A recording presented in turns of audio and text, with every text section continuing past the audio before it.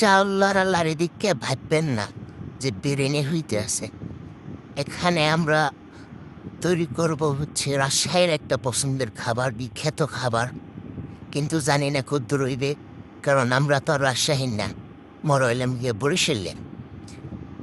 এখন দেখা যাক কি এখন ভাবতে পারেন কি এমন তৈরি করবো যেটা রাজশাহীর বিখ্যাত খাবার, যেটা অন্য কোনো জায়গায় তৈরি হয় না। আহা, এরা একদমই তেমন না।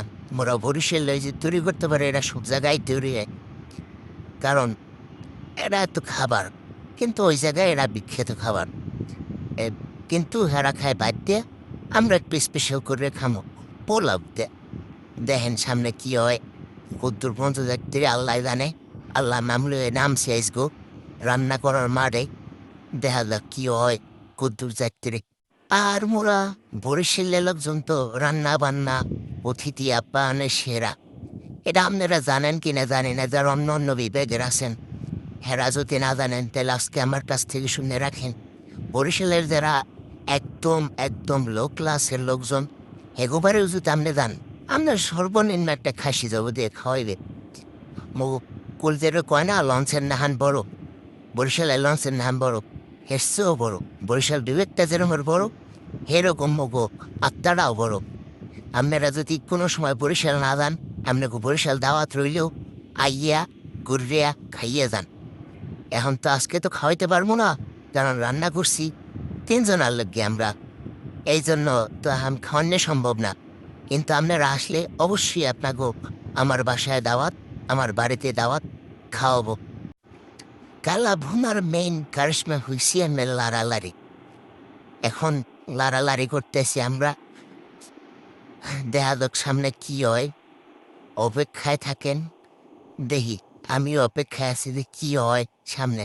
যদিও এটা আমাকে পালাবো না, এর আগে করছিলাম, কিন্তু আজ গোড়া যেহেতু ভিডিও করতেছি, ভালো করে করতে চাইতেছি।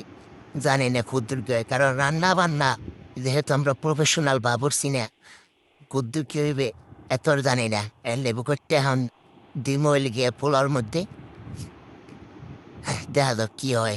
এখন লেবু দিতে আছে দুধের মধ্যে, দুধ দেম হবে পোলার মধ্যে একটু স্বাদের লিগে। এখন চিনি দিতে আসি দুধের মধ্যে, এর আগে দিয়েছি লেবু, চিনি আর লেবু, এরপর হইবে গোলাগুলি।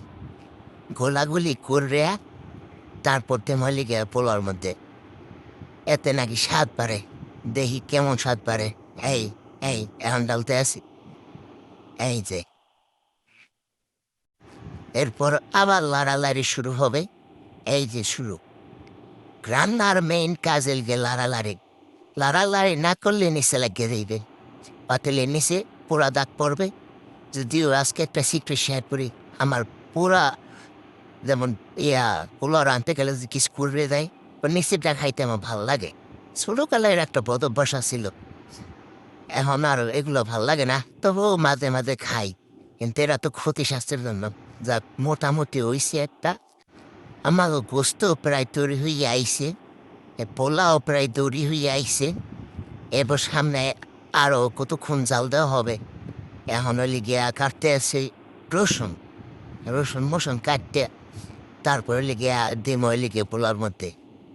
আর এটা পেঁয়াজ, এটা ডিম উস্তের মধ্যে এরা কাটতে। জানি না কি হরতে আছি, কিন্তু হরতে আছি। কদ্দুর পর্যন্ত যাইতে জানি না, দেখি কদ্দুর যাই।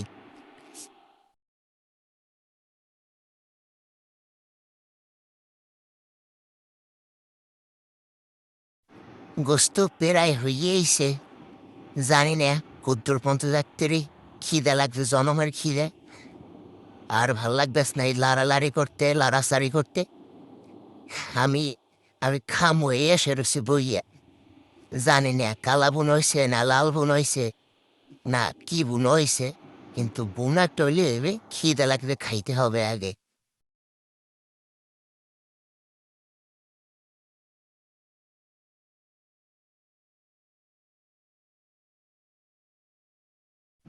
এখন মোটামুটি রান্না প্রস্তুত, কালা কালা দেখাইতেছে, এর মানে কালা বোনা হয়েছে। খাইতে পারলে হয়েছে। গোস্তের মেইন কাজে লেগিয়া প্রোটিন দেওয়া, আমার প্রোটিন দিতে আছে, আমি স্বাদ পাইতেছি, খাইতে আছি। এই এখন একটু পরে রান্না তৈরি হয়ে যাবে, তৈরি হয়ে গেছে অলরেডি। আমি প্লেনে একটা বই বসছি খাইতে, আমার তো সইতেছে না। এরপর রান্না করলে করু করে যা করে করুক, আমি খাইয়ে লই আগে। ভালো থাকেন আপনারা, দেখা হবে সামনে কোনো ভিডিওতে। আমি খাইয়ে লই। আল্লাহ হাফেজ।